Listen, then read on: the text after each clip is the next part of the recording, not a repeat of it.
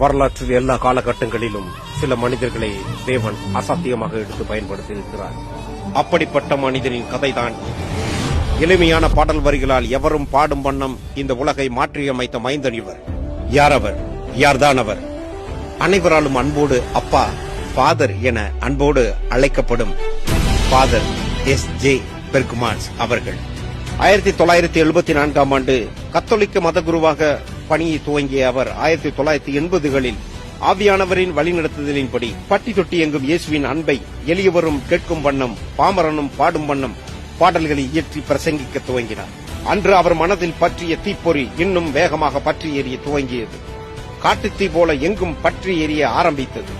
பல பாடல்கள் மற்றும் துதி ஆராதனைகள் மூலம் பலருடைய வாழ்க்கையின் கசப்புகளையும் வெறுப்புகளையும் பாவங்களையும் நீக்கி இயேசுவின் அன்பை அவர்களுடைய உள்ளங்களில் மலரச் செய்தது. 1990களில் ஜபத்தோட்டம் ஊழியத்தை காளையார் கோவிலில் நிறுவினார். அத்தலம் இன்னும் பல்லாயிரக்கணக்கான மக்களுக்கு ஆண்டவரின் அன்பை உணரச் செய்யும் ஒரு கலங்கரை விளக்கமாக காட்சியளித்துக் கொண்டிருக்கிறது. தேவ வார்த்தைகளையும் இயேசுவின் அன்பையும் அழகிய பாடல்களாக எழுதி ஜபத்தோட்ட ஜெயகீதங்களாக வெளியிட துவங்கிய அவர் இன்று வரை 457க்கும் அதிகமான பாடல்கள் தமிழகம் மட்டுமல்லாமல் இந்தியாவின் பல மாநிலங்களிலும், ஏன் பல நாடுகளிலும், இன்னும் பல மொழிகளிலும் சுவிசேஷத்தை வாடிய உள்ளங்களில் உயிர்ப்பிக்கும் ஜீவ வார்த்தைகளாக வீசத் தொடங்கியது.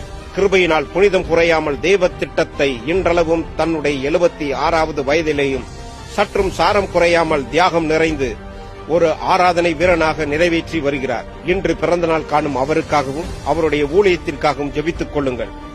எழுப்புதல் தீயா இன்னும் பலரை உயிர்ப்பிக்கட்டும் இந்த தேவ மனிதன்.